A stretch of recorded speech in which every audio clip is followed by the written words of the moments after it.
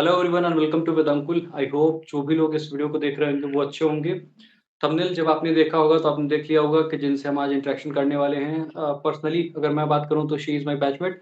But आपके लिए important ये है जानना कि she has got rank 1 in Allahabad university LLB entrance exam in 2023। उसके साथ ही साथ इनके सीयूक्यू 11 में जिससे एडमिशन आपको DU LLB plus BHU LLB में एडमिशन मिलता है, उसमें भी काफ़ी इनके अच्छे मार्क्स थे। तो अभी वर्तमान में रमा दुबे हमारे साथ जुड़ रही हैं और ये वर्तमान में बीएचयू के लॉ फैकल्टी के एलएलबी कोर्स की स्टूडेंट हैं। So Rama, welcome you on our channel. और आज के वीडियो में आप बता रहे होंगे कि कैसे सीयू के 11 की प्रिपरेशन करनी है, बहुत कम टाइम बचा है, और कैसे Allahabad university entrance exam particularly जो एलएलबी को टारगेट कर रहे हैं जो भी स्टूडेंट्स, उनको कैसे प्रिपेयर करना होगा। So please guide all the students जो भी एस्पिरेंट्स अभी लॉ करना चाहते हैं। काफ़ी अच्छा होगा कि आपके टिप्स उनको मिल रहे होंगे और आपने काफ़ी अच्छा स्कोर भी किया होगा। So welcome you Rama on our channel and now mic is yours and now you can. So namaste to everyone. So my friend has already told about why I'm here. So today, whatever was my preparation strategy, especially for the Allahabad University LLB entrance test, as well as the paper COPQ 11, that is CUET LLB. I'll share my strategy. Shall I begin? Okay, fine. So you can see the whole syllabus is divided into some parts. जो भी parts होंगे उनके different sources यहाँ मैं बताऊंगी इसलिए क्योंकि last moment में बहुत बुक्स इन सब के बारे में बताना बहुत फ्रूटफुल नहीं होता है। इसलिए जो फाइनल सोर्सेज जो मैंने रेफर किए थे उन सोर्सेज को ही मैं बताऊंगी और साथ ही थोड़ा स्ट्रैटेजी अगर हाफ वे प्रिपरेशन है, स्टार्टिंग अगर अभी स्टार्टिंग है या फिर एंड के साइड है तो फिर तीनों के हिसाब से कैसे प्रिपरेशन स्ट्रेटजी फाइनल रिजल्ट तक ले जा सकते हैं। तो सबसे पहले ऑप्शनल जो डिस्कस कर लेते हैं पहले लैंग्वेज कम्प्रिहेंशन। तो either you opt for the English और हिंदी। तो हिंदी मैंने प्रेफर किया था क्योंकि क्वेश्चंस आप इजीली सॉल्व कर सकते हैं हिंदी में और उसका सिलेबस कवर करना भी इजी होता है। और ये मेरे लिए था, you can choose English as well, लेकिन मेरे लिए हिंदी ज़्यादा प्रेफरेबल था।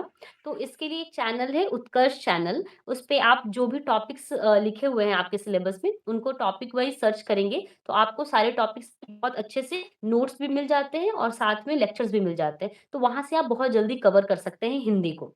उसके बाद अगर देखें हम तो जीके, तो जीके में बहुत सारे टॉपिक्स हैं, सब टॉपिक्स जैसे हिस्ट्री हो गए, साइंस हो गया, ज्योग्राफी हो गया। तो मेरा चूँकि ज्योग्राफी ऑनर्स रहा बीए में, तो ज्योग्राफी के लिए एज़ सच कोई पर्टिकुलर बुक या फिर कोई चैनल रेफर करने की ज़रूरत नहीं पड़ी। पर हाँ, जिन लोगों का वो सब्जेक्ट नहीं रहा, वो लूसेंट एक बार गो थ्रू कर लें तो बेहतर रहेगा। हिस्ट्री के लिए भी लूसेंट, पर बहुत डीपली जाने का ज़रूरत नहीं है क्योंकि जैसे इलाहाबाद यूनिवर्सिटी में क्या होता है कि you are not ready with everything that is coming up in the paper and you can not be ready as well क्योंकि क्या कहाँ से क्वेश्चन किस पोर्शन से कितने आने वाले हैं आपको प्री हैंड नहीं पता चलता है। तो इसलिए बेहतर होता है कि आप सारे पेपर्स का एक ओवरव्यू जनरल आइडिया रखें ताकि अगर नॉर्मल क्वेश्चंस आते हैं तो आप अटेम्प्ट कर लें। बहुत डिफिकल्ट क्वेश्चन आ रहे हैं तो ना अटेम्प्ट करें तो बेहतर है। लेकिन अगर ऐसा सोच के चल रहे हैं कि किसी एक सब्जेक्ट में प्रो हो जाएं और बाकी सब्जेक्ट्स को हम दरकिनार कर दें, तो वो नहीं हो सकता है। सारे में आपका एक जनरल कमांड होना चाहिए ताकि आप कैसा भी क्वेश्चन है आप अटेम्प्ट कर लें। तो हिस्ट्री और ज्योग्राफी के लिए आप लूसेंट के थ्रू जा सकते हैं।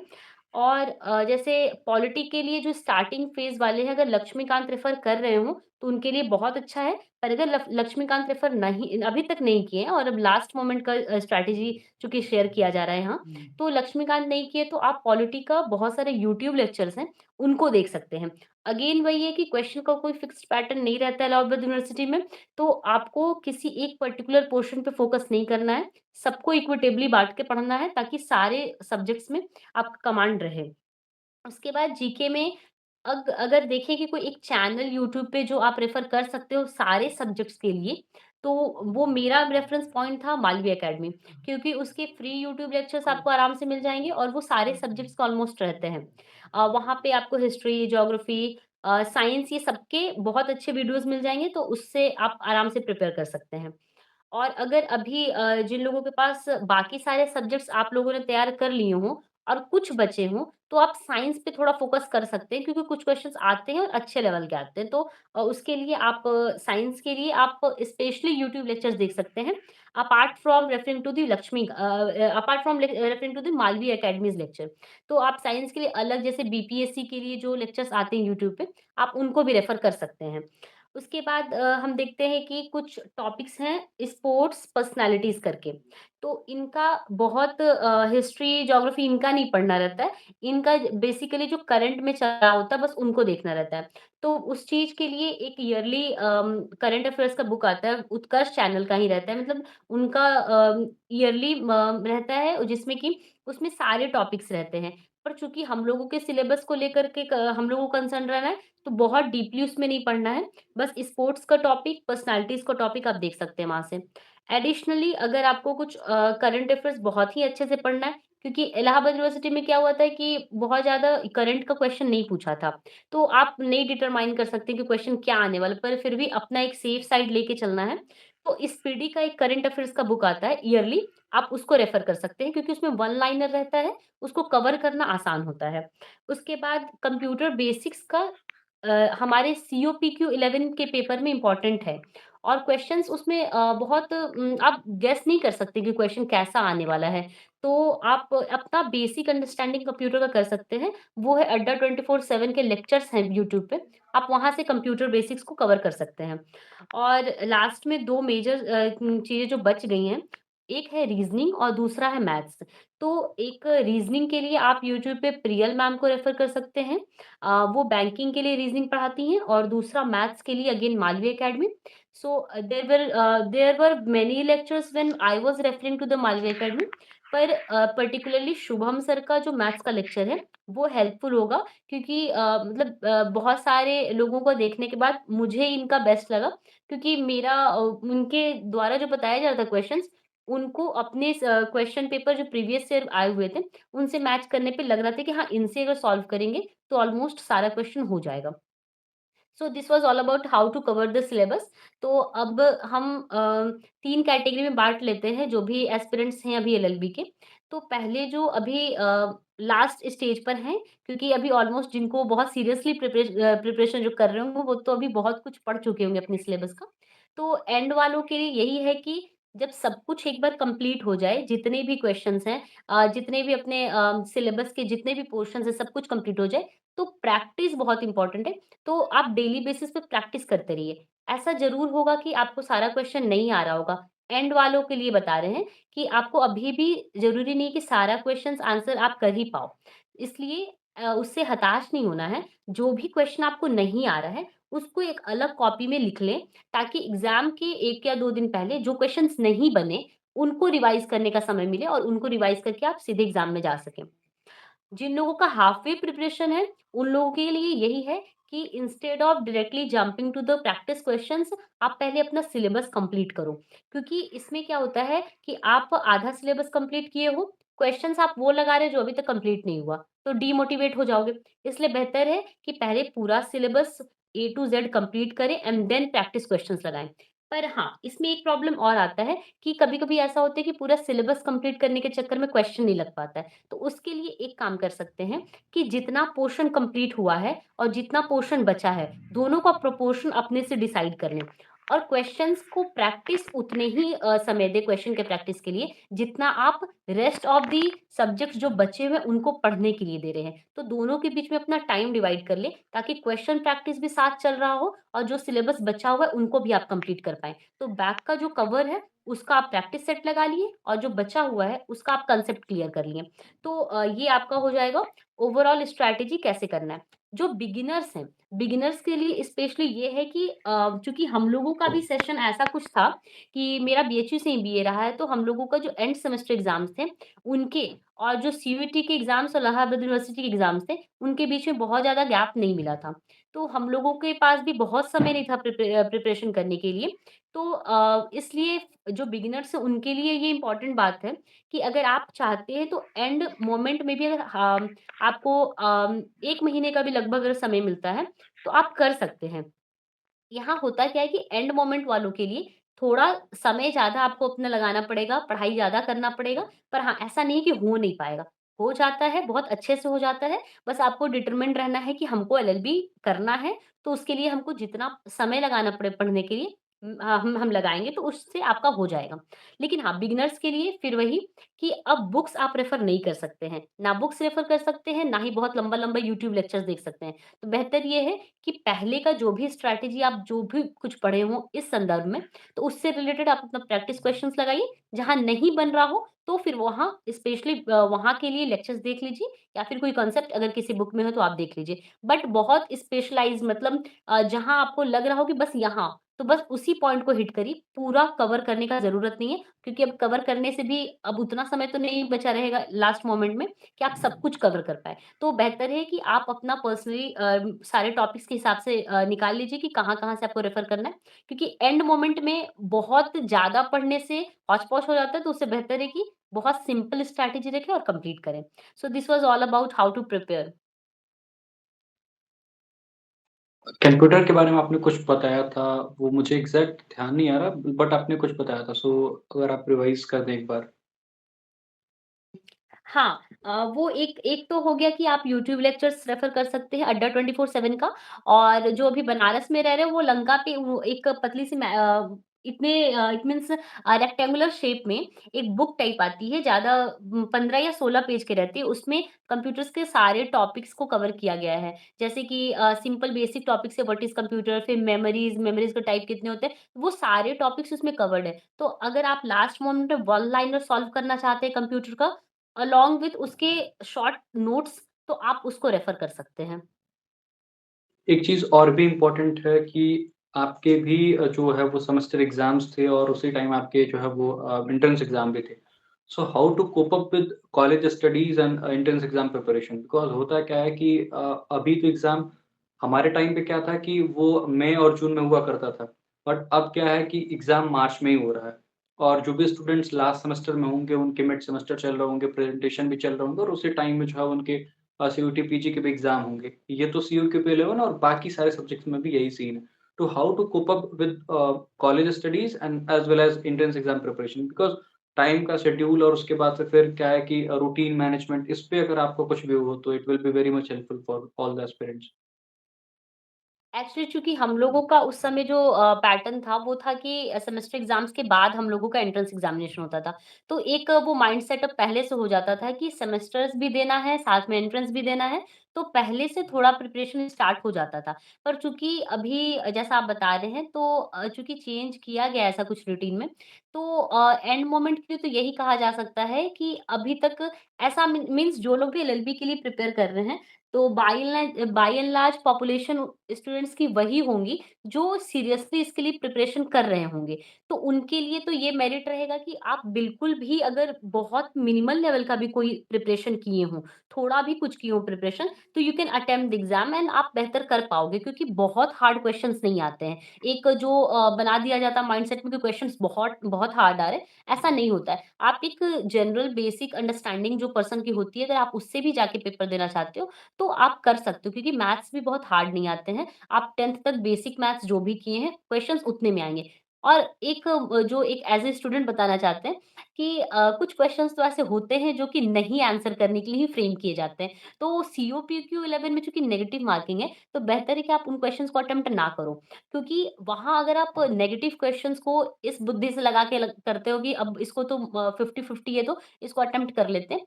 तो मोस्ट ऑफ द टाइम क्या होता है कि अगर आप अटेम्प्ट किए और गलत हो गया, तो आपके जो पॉज़िटिव क्वेश्चन जो आपने मार्क करके आए हैं, उनमें भी डिडक्ट हो जाता है मार्क्स। तो बेहतर है कि जहाँ 50-50 का भी चांस है, आप रिस्क ना लो।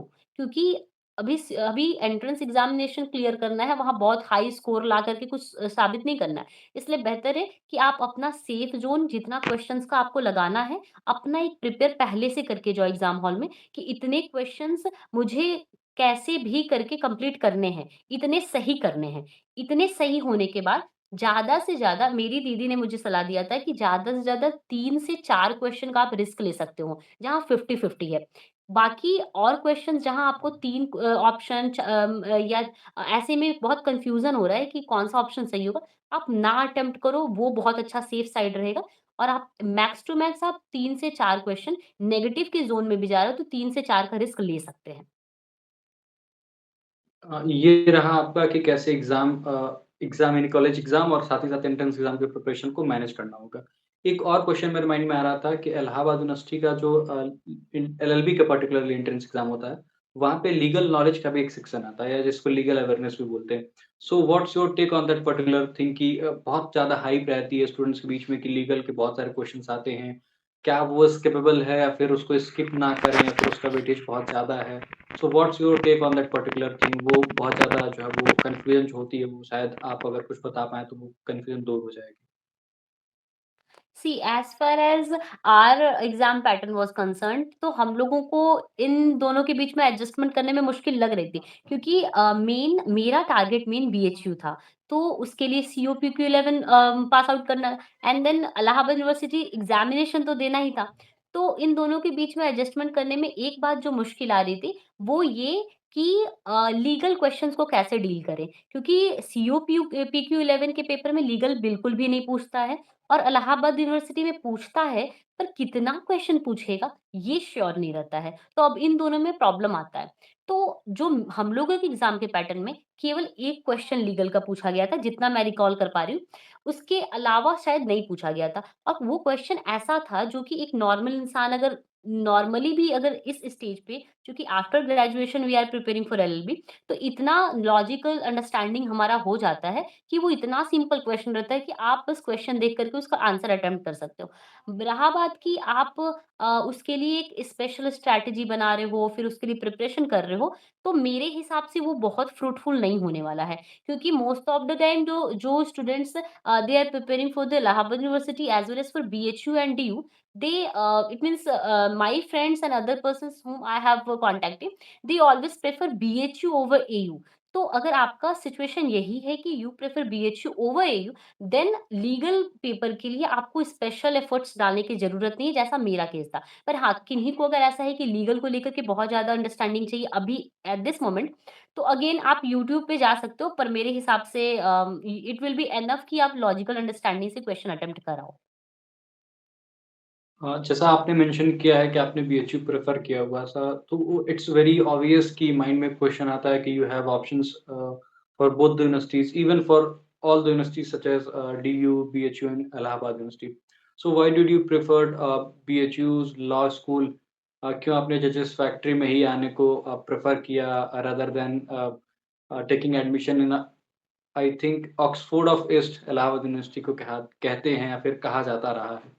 तो क्या वजहें थी कि आपको बीएचयू में आना पड़ा और महामना की बगिया में ही अगले कोर्स में आपको दाखिला लेकर के और अपनी पढ़ाई आगे जारी रखनी पड़ी? क्या कोई मजबूरी थी? व्हाट वाज़ द रीज़न अगर आप शेयर कर पाएँ? See, Aditya, you yourself had told that a particular reason that judges factory, BHU is known as the judges factory. I'll go by that your argument that yes, it is a judges factory. But apart from that, मेरा जो एक particular मेरा जो means मेरा personal ये क्यों मैं BHU ली, क्योंकि मेरा graduation यहाँ से रहा है, तो I was very much comfortable in the campus, BHU campus. उसके साथ पहला रीज़न तो ये था और दूसरा रीज़न ये था कि मेरे हिसाब से आपको अपना गोल अभी ही सोच लेना है कि आफ्टर एलएलबी व्हाट? क्योंकि only passing the entrance examination and coming into any of the law colleges is not enough. You have to prepare your mindset for what after LLB. तो आफ्टर एलएलबी के लिए आपके पास 2 major options जो हैं, जो कि हमारे सीनियर्स ने भी बताया था। आगे चलते-चलते आपको बहुत सारे ऑप्शंस पता चलते हैं when you are in this field, when you are going to the classes, attending the lectures of our professors, तो उनके साथ you know very other things also that don't come to your mind at this point of entrance preparation. So उस समय हम लोगों के दिमाग में भी यही था कि either you go for the litigation or you become the judge. तो अब इन दोनों में से मेरा ऑप्शन सेकंड वाला था, तो उसके लिए और जितने मेरे फ्रेंड्स जो बीएचयू में हैं, लगभग वो लोगों के यही ऑप्शंस रहे। तो अब हम लोगों को जो बताया गया कि लिटिगेशन के लिए you can prefer DU over BHU, but if you are having a complete understanding that you are going to be a जज, तो आपको उसके लिए लॉ का थ्योरेटिकल नॉलेज बहुत अच्छे से होना चाहिए और उसके लिए for me BHU is the best and along with that if you can be at some place where आपको ये भी इंश्योर करना है कि आपके जो भी इट मीन्स इंफ्रास्ट्रक्चर है, फैसिलिटीज है, बहुत कम रेट पर आपको अवेलेबल हों, तो उसके लिए मेरे हिसाब से बीएचयू इज द बेस्ट, क्योंकि आपको यहाँ hostel, if you are in the merit list, then you will get the hostel facilities along with other facilities. तो बीएचयू मेरे लिए बेस्ट था, and those who are of the same nature like me, they will also prefer the BHU. ये आपके reasons थे। एक point और भी इम्पोर्टेंट था, मतलब वो भी एक बहुत बड़ा क्रूशियल पॉइंट बन गया था जब 2023 में एक डिसीज़न आया था एमपी जुडिशरी के रिगार्डिंग, कि वहाँ पे 70% जो था वो मार्क्स कंपल्सरी कर दिए गए थे। Otherwise you will have to have 3 years of experience. या तो 70% मार्क्स होने चाहिए without any back in any of the semesters, या फिर आपके 3 इयर्स एक्सपीरियंस होने चाहिए। तो वो भी एक बहुत इम्पोर्टेंट फैक्टर था। हमारे साथ के भी कुछ लोग थे कि उनका ये था कि डीयू में मार्क्स नहीं बहुत अच्छे आते हैं और उसके बाद से फिर क्या है कि फिर तो हम एमपी जुडिशरी से बाहर ही हो जाएँगे। तो ये भी कहीं न कहीं एक फैक्टर था, बिकॉज़ आज एमपी जुडिशरी ने उसको अप्लाई किया हुआ है और सुप्रीम कोर्ट ने उसको अपहेल्ड भी किया हुआ है। तो हो सकता है कि आगे यूपी और बिहार भी अगर इस डिसीज़न को फ़ॉलो कर ले, तो फिर तो कहीं न कहीं प्रॉब्लमैटिक हो जाएगा। And it's a matter of fact, I think it's not need to be proved कि बीएचयू में 70% आ ही जाते हैं, अगर आप अच्छे खासे हैं पढ़ने में तो। थोड़े बहुत भी अगर आपके एफर्ट लगते हैं, तो आप 70% मार्क्स पा जाते हैं, इसमें कोई दो राय है नहीं है, दो मत भी नहीं। तो ये भी एक इम्पोर्टेंट पॉइंट है, जो भी लोग देख रहे होंगे। बाकी मार्क्स के पीछे नहीं भागना है, बस ये फैक्टर था इसलिए मैंने बता दिया। हाँ, कुछ बोलना चाहती हैं? या एक चीज़ ये बोलना है कि जो आपने ये वो फैक्ट बताया कि एमपी जुडिशरी ने ऐसा कोई रूल लेकर आया, तो वो उस समय हम लोगों के दिमाग में भी ये चीज़ें थी। लेकिन मतलब ऐसे हम नहीं बोल सकते ना कि डीयू में मार्क्स, हाँ, ये तो फैक्ट है कि वहाँ आते नहीं है। पर इम्पोर्टेंट बात बीएचयू के लिए इसलिए क्योंकि BHU has its own inherent merits. ये नहीं है कि यहाँ पे मार्क्स ही आ जाते हैं। मेरे हिसाब से ये है कि आपको थ्योरेटिकल अंडरस्टैंडिंग इतने प्रॉपर तरीके से करवाया जाएगा, क्योंकि हमारे और भी दोस्त हैं जो डीयू में भी हैं, तो उन लोगों के हिसाब से क्या होता है, we are not comparing here, but literally अगर जेन्युइन किसी को बताना हो, स्टूडेंट्स आने वाले एस्पिरेंट्स को बताना हो, तो इन बातों के विषय में हम लोगों को चर्चा करनी पड़ेगी कि चीज़ें कहाँ अच्छी हैं, क्या मेरिट्स है, क्या डिमेरिट्स है, और खुलकर इन चीज़ों के बारे में बात हमें करना पड़ेगा। क्योंकि at the end of the day हम लोग भी एक स्टूडेंट है जिन लोगों को एक जेन्युइन एडवाइस चाहिए रहता है अपने सीनियर्स से। तो हम लोग यही चाहेंगे कि हमारे आने वाले जो जूनियर्स हैं, उनको भी एक जेन्युइन एडवाइस मिले। तो चीज़ें यहाँ ऐसे होती हैं कि हमारी बीएचयू में जो थ्योरेटिकल अंडरस्टैंडिंग है सब्जेक्ट की, उसके ऊपर आपका कमांड करवा दिया जाता है। लिटिगेशन में अगर आपको जाना है, तो केस बेस्ड स्टडी जो कि ड्यू में मोस्टली करवाया जाता है, वो आपके लिए 100% बहुत फ्रूटफुल है।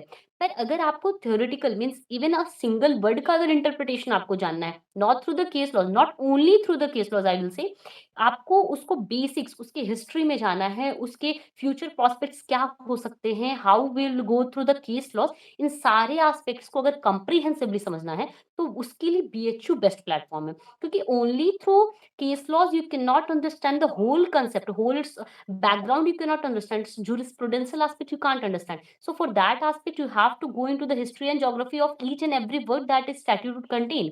उसके लिए मेरे हिसाब से बीएचयू इज़ द बेस्ट। जो मैंने बात बोली है उसको आपने ऐड ऑन कर दिया और काफ़ी इन डेप्थ तरीके से जो है आपने पूरी अपनी पॉइंट ऑफ व्यू बता दिए हैं। तो कहीं न कहीं अब जितने भी व्यूअर्स देख रहे होंगे, आई थिंक उनको बिल्कुल क्लियर कट आइडिया हो जाएगा इस वीडियो को देखने के साथ कि एंट्रेंस एग्ज़ाम की प्रिपरेशन कैसे करनी है, बीएचयू चूज़ करना है, डीयू चूज़ करना है, फिर इलाहाबाद यूनिवर्सिटी चूज़ करना है। Whatever questions are coming in your minds, जो भी लोग देख रहे हैं, आप क्वेश्चन्स को अपने कमेंट बॉक्स में लिख दीजिएगा। आई विल ट्राई कि हम रमा तक पहुँचे और रमा भी ट्राई करेंगे कि उन क्वेश्चन्स के आंसर कर देंगे। Because being a senior genuine advice देना ये हमें लगता है कि हमारी ड्यूटी है। बिकॉज़ हम भी कभी जूनियर हुआ करते थे and we were also very much confused कि कहाँ जाना चाहिए, क्या चूज़ करना चाहिए, बहुत सारी इन्फॉर्मेशन की कमी आज भी है। तो ये था इस वीडियो में। बाकी रमा के को-करिकुलर एक्टिविटीज़ के बारे में बात करें, बहुत सारी लिस्ट है लंबी-चौड़ी, अच्छा खासा स्पीच भी है देती हैं।